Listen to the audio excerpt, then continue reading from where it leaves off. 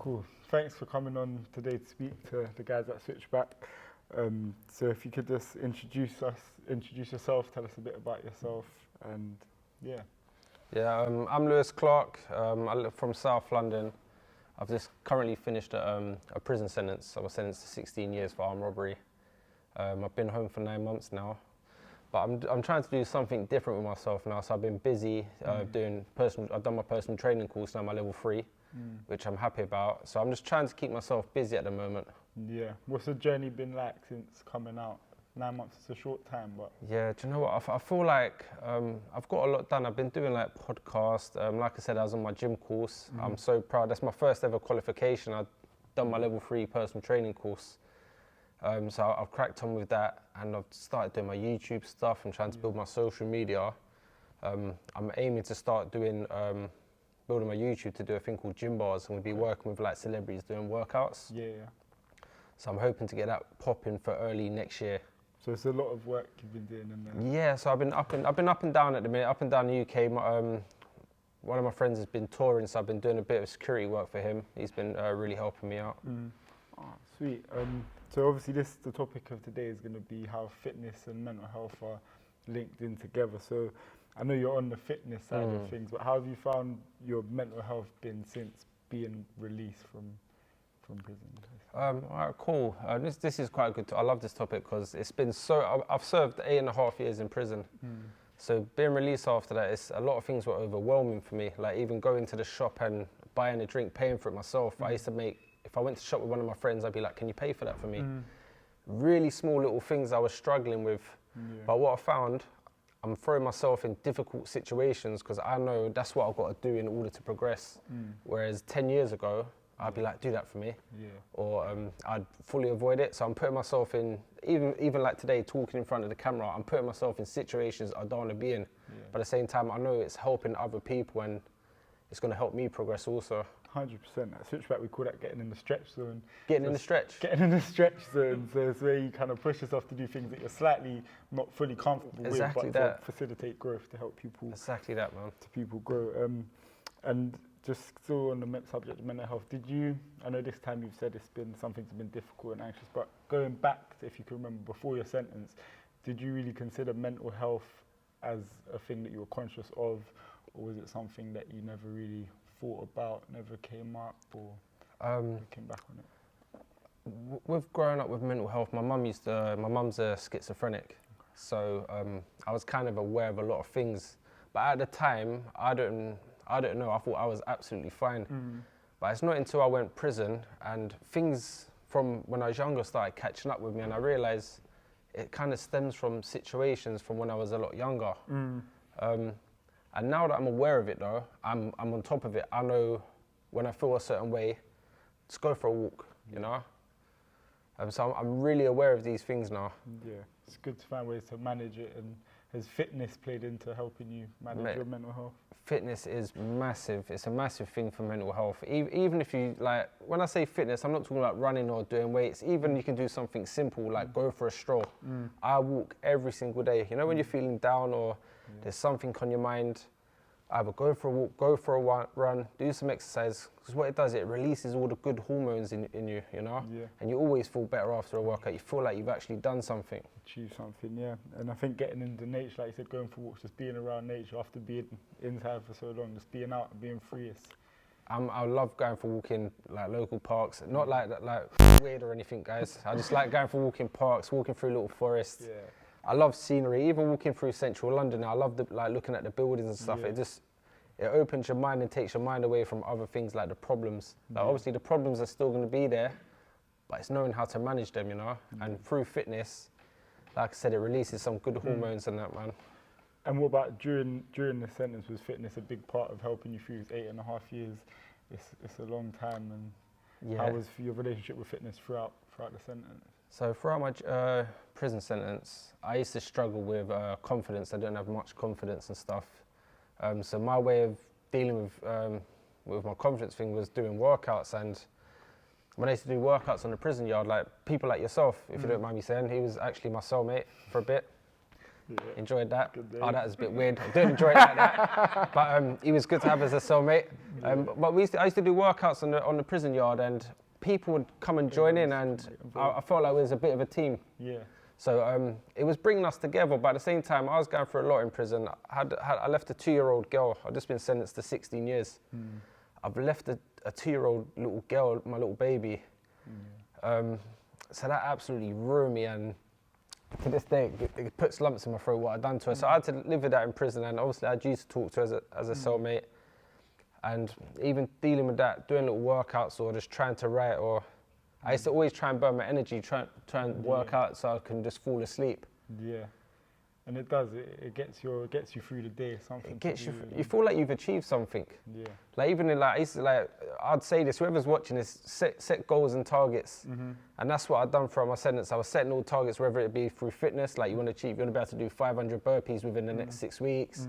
Set yourself targets and goals. Yeah. It's something to work towards. And once you achieve them, that's got to be. Once you achieve them, you move on to something else. Like right now, I've achieved all my goals since coming out of prison. I've been home 9 months. I need to set some new goals now and get ready for next year. Yeah. Nah, that's good. I'm glad you. But sorry for cutting you, but like I said, in prison, there was days where I didn't even want to wake up in the morning. And when I say that I mean I wanted to die. I did not want to wake up. And then it's not until like you either see a picture of your family or think, you know what, that little girl needs me. Let me get some press ups out of the way, or let me like play fight with Camel or something in the cell, or you know. Did you have obviously it was a long journey? Did you have a lot of contact with your daughter, and how was that? Did that help you? So the first year was good. I used to see my daughter like once a week. Well, for the first 3 months, I see my daughter once a week, and then her mum left me. Okay. It's a good thing, by the way.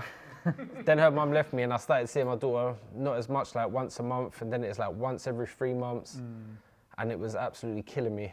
Yeah, it's definitely a difficult situation, but now coming out, it must be a good feeling being reunited with her, and for her to see all the things you've achieved. You've looked after yourself physically, clearly, you see you're in a good place mentally, you're doing all right, and you can be there for her again, so that must be a good feeling. Yeah, coming out and even doing things like school runs. Yeah. Seeing that little girl's face, even though I embarrass her, she wants to go home with her friends. She don't want to walk with daddy on the way home, but just her seeing my face at the school gates, like to know, yeah, daddy was there today. Yeah. Like we've been doing little things together. We're still building. I'm still waiting for my daughter to come and give me a hug and say, do you know what, I love you, Dad. She's a difficult one at the minute, but I know she loves me. I can look in her face, and she loves her dad. Yeah. So we're still building. I actually trained her. She had a sports day race. Okay, bit of the personal training coming. So yeah, she won a sports day race. It's her last year at school, and then we've done the Father's Day race. Obviously, I won. Oh yeah, Father's so Day. You know that is listen, it was such a proud moment for me, because I see my daughter after. Everyone was like, Hallie, who's that? Yeah. She's like, that's my dad. I was like, yeah.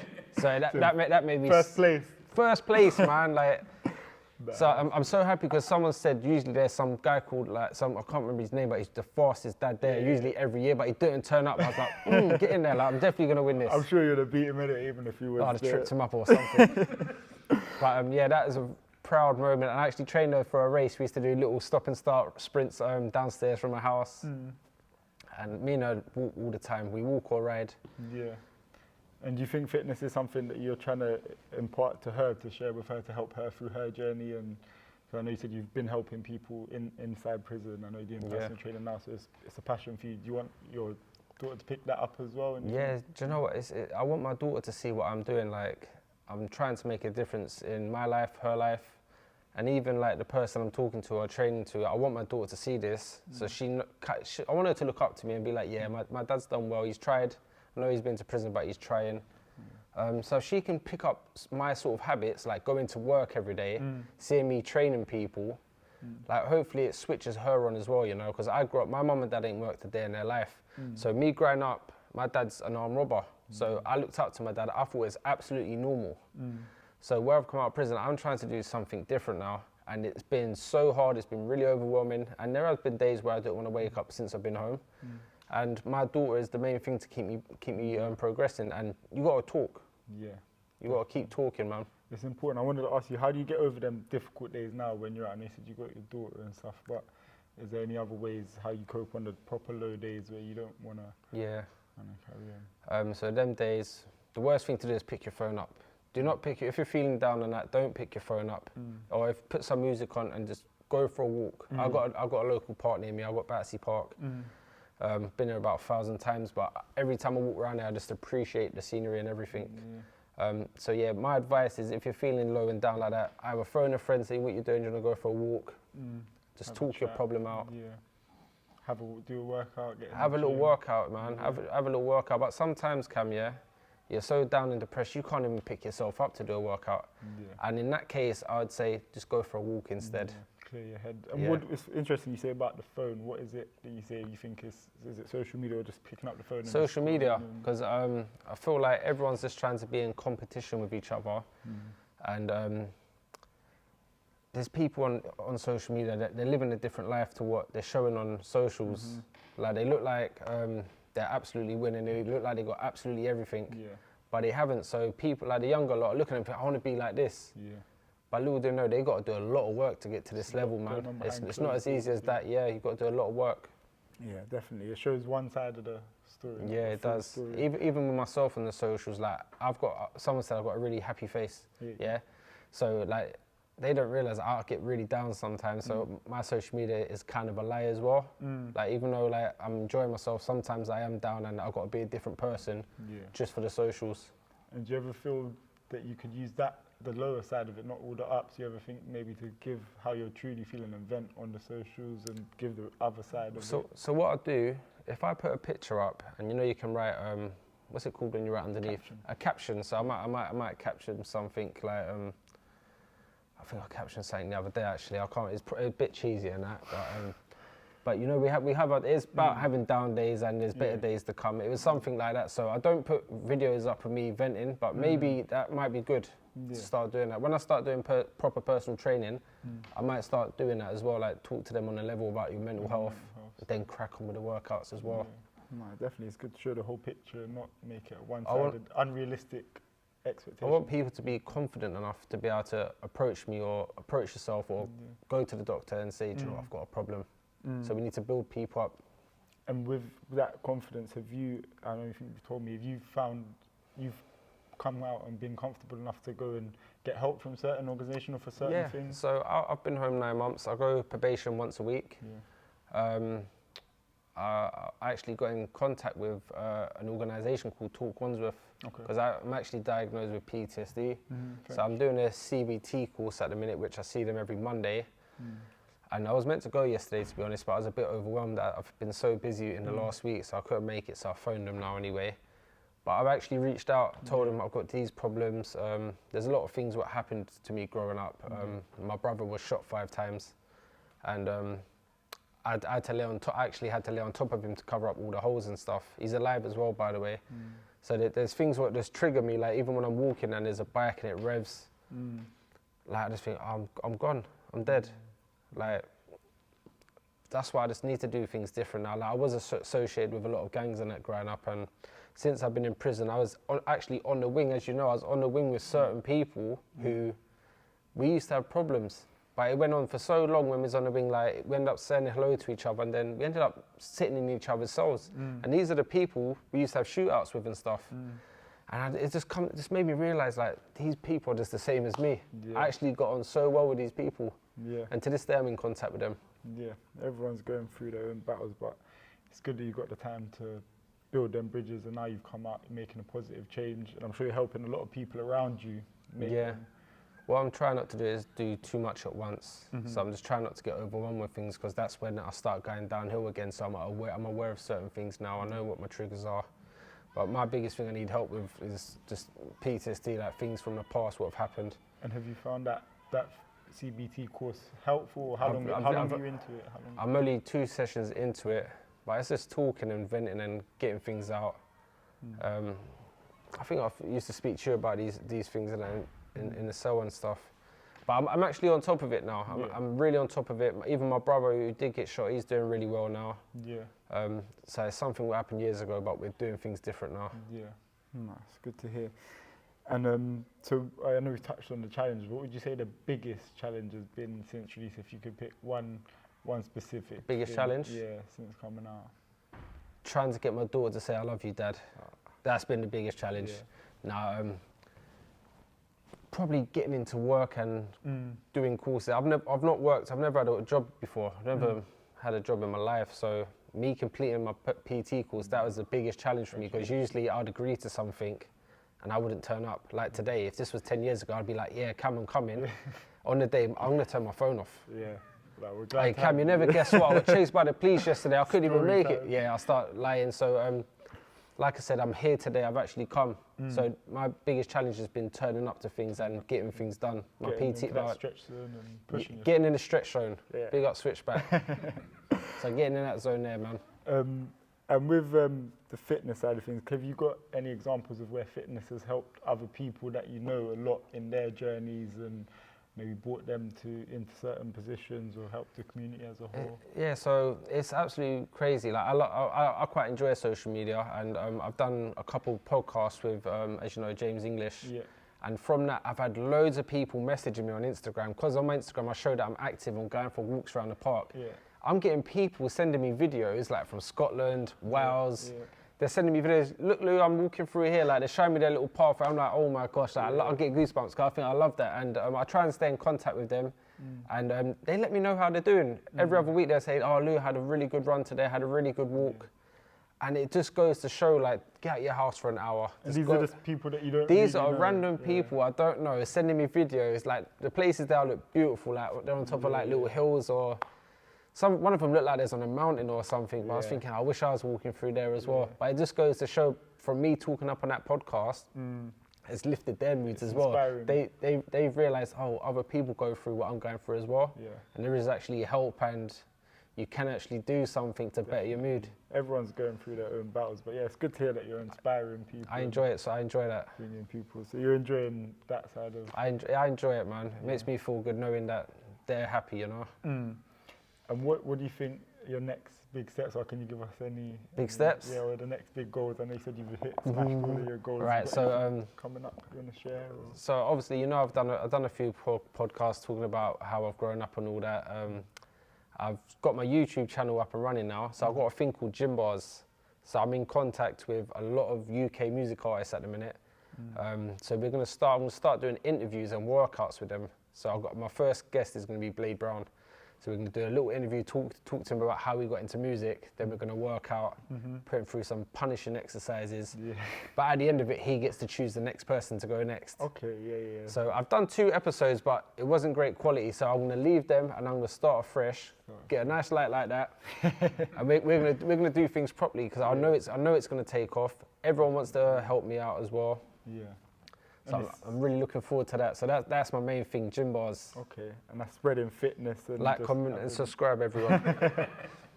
And that's the spreading the fitness, spreading the message of fitness and speaking about real stuff. Because even these UK music artists, they're doing so much work. They're going through problems as well, you know. They get overwhelmed with workloads, and they go through things as well. So I'd like to pick up on that as well with them. And touch on the realness. Yeah. Touch on the realness with them. No, that sounds good.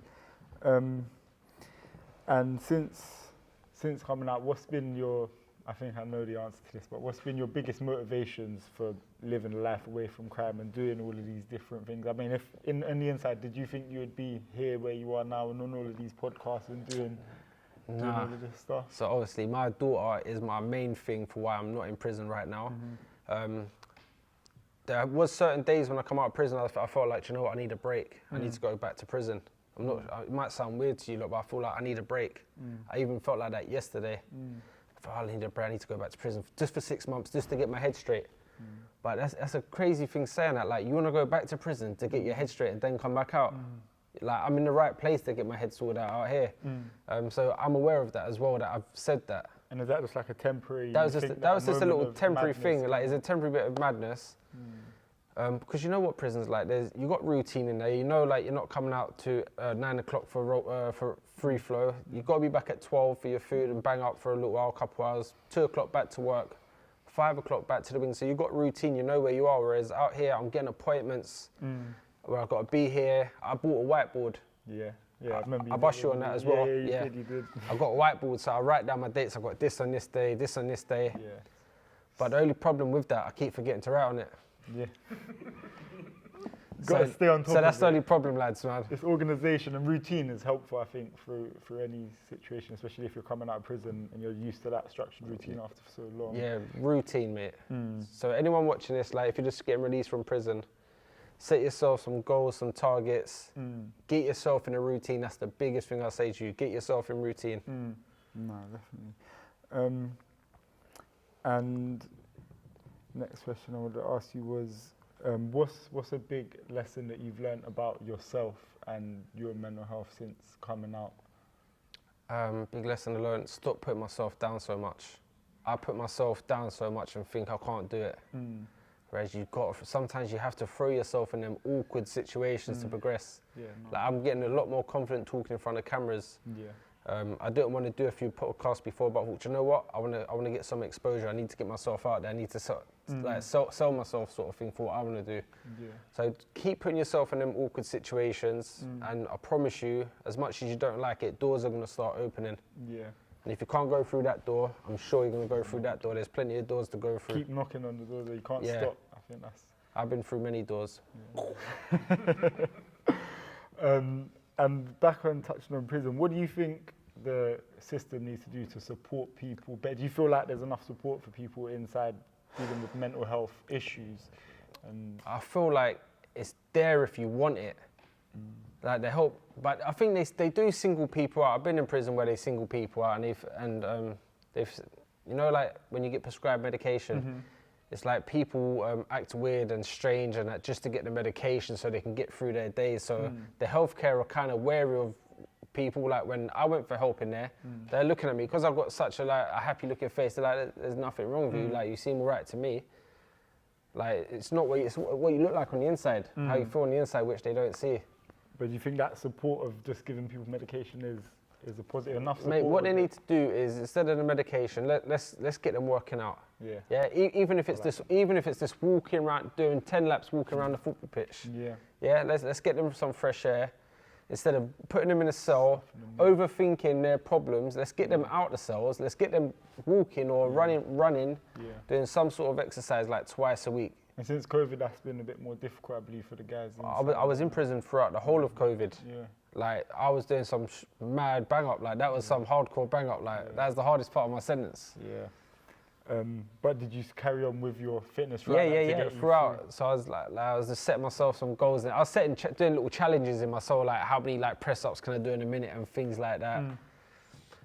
Just setting myself challenges. That's how I got through COVID in prison, man. Yeah, you got to find a way to get through. And fitness definitely seems like it's helped you throughout. Yeah. Can I ask you a question though? Go for it.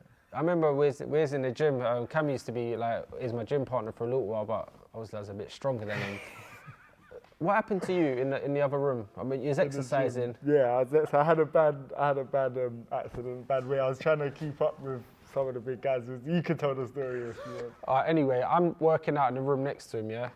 I heard, oh! So I walked around the corner, Cam's laying on the floor. I was like, Cam, what's happened? He's like, my arm. My arm's he's dislocated his shoulder. Yeah. So what I've done, you know, we always find things funny when the boys get hurt and stuff. I've got everyone out the gym. I said, you lot, quick, come in here. Cam's got his shoulder popped out. Yeah. And all the gym looking at Cam, he's just laying on the floor, stretched out. Yeah, that was not good. Was that the stretch zone? No, that was a panic zone. Mate, that was so funny. That was a panic zone. That was, we were doing. How's it doing now? Is your shoulder better now? It's all right. You know, with shoulder injuries, I know you've got one as well. I've dislocated the shoulder about 4 times now. That was the second time on the inside. I'll give you some exercises for that as well. Yeah, it's the rehab stuff. But yeah, injuries. Moving on to injuries, how do you deal with your shoulder your injuries? Mate, so my shoulder, I tore my tendons about 4 years ago. I used to be 17 stone when I was away. I might not look it now, but I was 17 stone when I was away, fit as hell as well. And the heavy weights over the years has messed up my joints. So I had an operation when I was in prison. It wasn't very successful, so I've had to drop the heavy weightlifting. So now I just kind of stick to like body weight circuits, and I just don't go too heavy now. But there's a way to work around. Yeah, you manage. Yeah, you just work around it. And if you can't do something on your shoulders, do your legs. Yeah, you know. No, definitely. Thanks for sharing that story. Seriously, it's really funny. It wasn't funny for me. I enjoyed it anyway. Injuries are not funny, but yeah, you got to train safe. You got to know what you're doing. So yeah, and what about in terms of in the prisons, on when people are coming up to release, do you feel like people have enough support around what their actual plans for the future? I know there's meant to be resettlement workers coming in to see people. I personally never saw mine at all, I don't think, but some people don't see them until the last week, or some people see them quite often. It depends. What do you think about that and what they're doing to prepare people to come up? I think they need to do a whole lot more, because I'll be honest, I wasn't ready for what I come home to. Like, even like there's a 9 Elms tube station next to my house, which wasn't there. Like, it's just turned up out of nowhere within 8.5 years. There's a new tube station. They really need to repair us more for the outside, because a lot of us are just gone, you going home now. We need a lot more help with that. And even when you are released, like my probation officer, he does help me, my probation officer, but they're so overwhelmed. I think like each probation officer's got like 60 people on their books. So we're not able to get, they're not able to do as much as with me, you know? Like we kind of rush to go in there, get rushed within 20 minutes. Yeah, so later, Lou, I'll see you next month or next week. So yeah, I think they need to work on rehabilitation when you're coming home, And do you know any other, were you put in contact with any organisations to help you with, unfortunately Switchback really work with 18 to 30-year-old guys, so I think you're just How do you think I am? past, you're a bit past that bracket, yeah? Mate, you've changed. You've changed, mate. I'm 36 now. Yeah, but for that age bracket, do you feel like there was support for you? Because, you know, we help guys in that age bracket and we do that action planning and mentoring. See, what you lot are doing is absolutely brilliant, because you just spoke about action plans, setting goals. This is what people need when they get released from prison. Let's set goals and targets. Once you reach that one, let's move on to the next one. What you lot are doing is great. You lot got to keep doing that. I appreciate it. And even like, you know, do you work with them as soon as they're released? As soon as the guys are released, even. You just gave me goosebumps, because that's exactly what the youngsters need. Well, youngsters and a bit older lot. That's exactly what they need. A little guidance, you know, a little mentoring role. Because we've got probation, but people like yourself, Cam, you've been through it. You know exactly how it is when you're released, and you can offer like advice. And it's a lot to navigate, especially for guys that are coming out first time and not as got a good support network as you. There's a lot going on. So I'm lucky. I had some good friends who looked after me when I come home. Otherwise, I would have been in trouble. But no, you've done well. And is there anything else you think that they can do for the people that might not have that support network? What kind of advice would you give to people that have got small support networks and know they feel like the government's not doing enough? What can they do for themselves? What I'd say to them, there are organisations out there. It's about opening up and reaching out. You lot need to reach out, man. If you feel like you're not getting anywhere but upon release, reach out. There are organisations. And shout me, I'm on Instagram, shout me. I'd happily like try and give you some sort of advice or some guidance on where to go and stuff, you know. Plug your Instagram here. I'd be like, Switchback.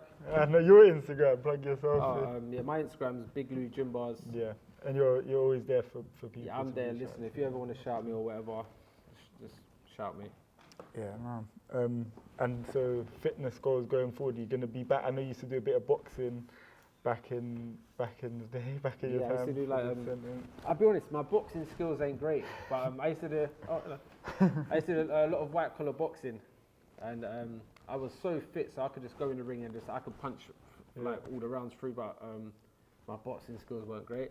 But I enjoyed just getting in the ring anyway. Do you think that's something you might be back into soon? There's a lot of celebrity boxing. I know you got your friends with a few big promoters. So I've been in contact. I've been talking with people about like either fighting another influencer or even another personal trainer. Like there's a punch machine going around the UK called Hard Hitters UK, and you know Lewis Bloor from Towie. I think I've seen. Anyway, he's called Lewis. Obviously, I'm called Lewis, and he punched it harder than me, which I'm really angry about. And obviously, I've punched it as well. And he's commented under my picture, saying I'm the real Big Lou. Obviously, it's all banter and that. I was just like, cool, we need to have a punch off and that. And from that, he sent me his number. Like we've organised to have a workout together. So we're gonna have a little punch off, and who knows, we could have a boxing fight. Who knows? Out of social media, I feel like you've gained a lot of traction and collaboration and met a lot of people that you wouldn't have met before. So if people wouldn't come out, would you say to just be confident to go on social media and to be themselves and put out? Depends what they want to do. Like I'm using my social media to just, like I said, I want to build up my YouTube stuff. And mental health's massive for me. I've been through it. I've watched my mum go through certain situations. I want people to be able to open up and talk about their problems and issues. Yeah. And do you feel like, just going back to the family stuff, do you feel like with growing up around your dad and your mum, did you realise what was going on at the time when you were younger, or was it only as you got older? It's only as I got older, like, I realised that's not right, man. Like, you know, like, it's made me think, you know, like, I've not seen my mum and dad work a day in their life. So I'm thinking now, like, if they was going doing a 9 to 5 work, would I have went down that path as well and done a 9 to 5, or was I always going to get into crime, like with the certain people I was hanging around with? So I don't know. I don't know if I was going to grow up, if I was meant to be an armed robber or not. Yeah. But But I know it's wrong. This is the thing. I know it's wrong now. It's only I've grown up, and I can see, like, what is you doing? Yeah. And you've made that decision to come out and change. Yeah. And you still have a good relationship with your dad and your mum? I love my dad. My dad's he knows he's done wrong in certain situations. We've sat down and spoken a few times, and he actually says I love you on the phone now. Like, he said it quickly, like, yeah, love you. Like, you know, like, so I don't get a chance to say it back. So we've built such a good relationship. He's more like my big brother, like, and my mum's, like I said, she was a schizophrenic, and she's doing really well. Well, sort of well, better than before. As well as can be. So yeah, like, I tell her I love her every day and stuff. Yeah.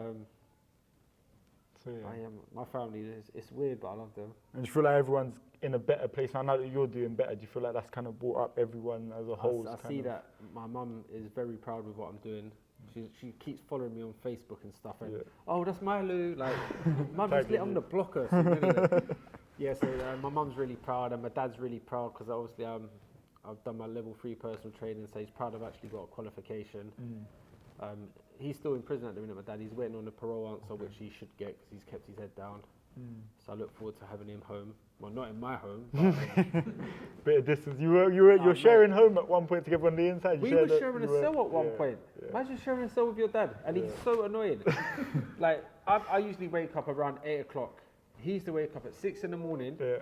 Put the kettle on, knowing I'm sleeping right here. And you know what he'd do to wake me up? But he'd be like, Lou, do you want a coffee? I'd be like, I'm all right, thanks, Dad. But he'd put his spoon in his tea, go ding, ding, ding, ding, ding, ding, ding. But it was quite good. He got me into routine. So him waking up at 6 and smashing that stupid spoon around his cup, it got me in a better routine. You're always the early riser. Thank you for that, Dad. Cheers, mate. Remember, you're always up nice and early and out in the yard of working out. But that's good that you've still got a relationship, and hopefully you can carry on to build it and carry on setting a positive example for everyone that's watching you, everyone that's following you on social media. You've got quite a big following now, and for your daughter and everyone else. Is there anyone else you feel like has been really helpful to you on your journey in the system? Maybe any key workers or anyone that? No, I'm like I said, I'm just working with the guy Brian doing the CBT thing at the minute. So that's the only guy I'm really getting anything from at the minute. I see probation once. I've got probation tomorrow, so I see him once a week. He gives me some good advice sometimes, and then sometimes I feel, like I said, they're overloaded with work. Sometimes it just gets me in and out. And where did you find your personal training? How did you get onto your personal training? So I've got a friend called George who works for, I don't know if you know that, Carney's Community. I've known him for years now. As soon as I got out, he's like, Lou, do you want to crack on with your PT course? I was like, yeah, please. Got me on it, and it's all done and dusted now. Congratulations. So if you need a PT, shout me. Yeah, PT's here, Lou's ready to go. No, it's good.